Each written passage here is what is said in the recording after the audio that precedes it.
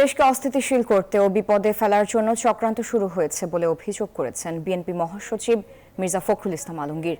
বিকেলে রাজধানী লেডিস ক্লাবে সাংবাদিকদের সম্মানে বিএনপি মিডিয়া সেল আয়োজিত ইফতার মাহফিলে এ অভিযোগ করেন তিনি। দেশের স্বাধীনতা ও সার্বভৌমত্ব বিপন্ন করার জন্য সেনাবাহিনীকে বিতর্কিত করা হচ্ছে বলে অভিযোগ করেন বিএনপি মহাসচিব।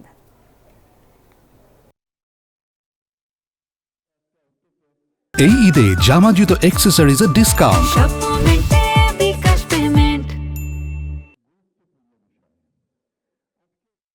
সুজটিলভাবে একটা নতুন চক্রান্ত শুরু হয়েছে। এই চক্রান্ত হচ্ছে বাংলাদেশকে আবার অস্থিতিশীল করা, বাংলাদেশকে আবার অত্যন্ত গুরুত্বপূর্ণ প্রয়োজনীয় তাদেরকে বিতর্কিত করে ফেলা হচ্ছে, বিশেষ করে সেনাবাহিনীকে বিতর্কিত করা হচ্ছে। এটার পেছনে কোনো মহৎ উদ্দেশ্য থাকতে পারে না।